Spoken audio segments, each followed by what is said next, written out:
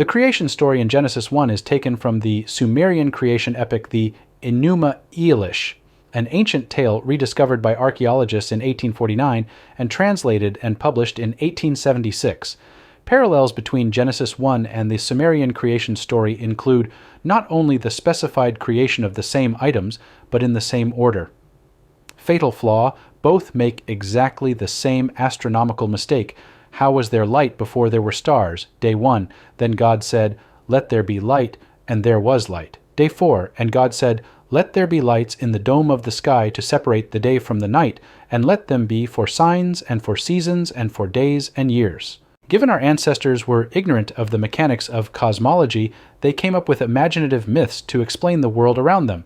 How else could the primitive minds who dreamed up these creation epics wrap their heads around the grandeur of the universe except to create overly simplistic explanations?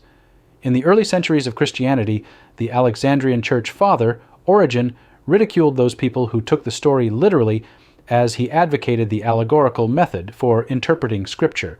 In particular, Origen commented on the silliness of the literal interpretations of the creation narratives, both the six-day creation of Genesis 1 and the Adam and Eve story in chapter 3. Further, like Origen, one of the most important Protestant theologians, John Calvin, taught that biblical analogies of God must be understood as baby talk, not literal explanations. Yet, despite Calvin's importance, and for whom so many churches are named after, evangelical fundamentalists ignore his teachings in favor of a literal interpretation of a six-day creation 6,000 years ago.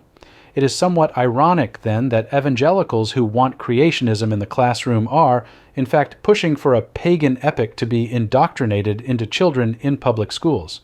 If you like my content, please like and subscribe to get notified of new videos.